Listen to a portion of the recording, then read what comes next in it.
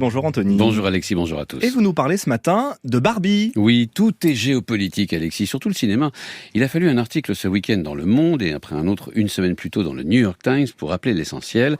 L'industrie du cinéma hollywoodien est un élément crucial du soft power états-unien. Alors que disent ces deux papiers ? La même chose au fond que le film Barbie en Chine remporte un vrai succès d'estime auprès d'une élite urbaine, jeune et moderne parce qu'il est féministe et qu'il traite le sujet de façon claire et divertissante. Il a de plus échappé à la censure chinoise pour un film qui de toute façon n'était projeté que sur 2,4% des écrans. Certes, depuis le bouche à oreille a joué et les cinémas ont doublé les séances, mais rien qui ne mérite encore de susciter l'inquiétude du Parti communiste chinois. Non, mais c'est pourtant pour son féminisme qu'il a été interdit ailleurs, ce film. Notamment au Liban et au Koweït, mais d'une manière assez hypocrite, je dois dire.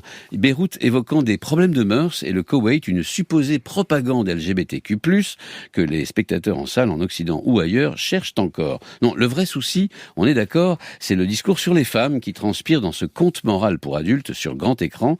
C'est tout l'enjeu de ces interdits. De la même façon qu'on insiste à une remise en cause de la place de l'Occident dans les affaires du monde, on commence un peu partout à contester la toute-puissance du soft power états-unien en l'attaquant sur les valeurs qu'il voudrait imposer.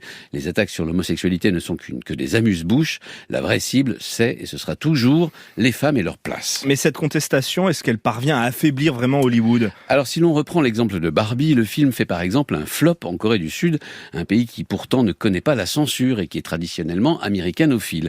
Alors, l'explication est simple. D'une part, les petites coréennes n'ont jamais vraiment joué à la poupée Barbie, trop californienne pour elles. D'autre part, le féminisme est un sujet extrêmement sensible dans un pays où l'égalité homme-femme est mesurée au plus bas. En Chine, il s'agit d'un autre problème. Dans les années 90 du siècle dernier, tout ce qui venait des États-Unis faisait rêver.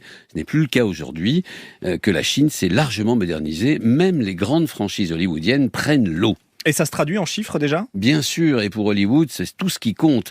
Sur les premiers mois de cette année, les films américains n'ont engrangé que 600 petits millions de dollars en Chine.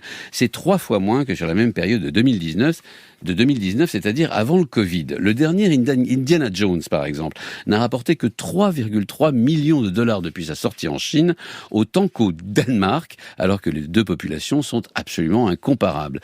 Les Chinois ont tout simplement appliqué une double politique, la restriction du nombre de blockbusters états-uniens et la concurrence. Les productions nationales s'enchaînent, qui appliquent la même recette qu'Hollywood, effets spéciaux spectaculaires et nationalisme bien compris. On vend désormais le rêve chinois, comme Hollywood vendait et vend toujours le rêve américain, et ça marche. Anthony Bélanger, géopolitique. Merci Anthony.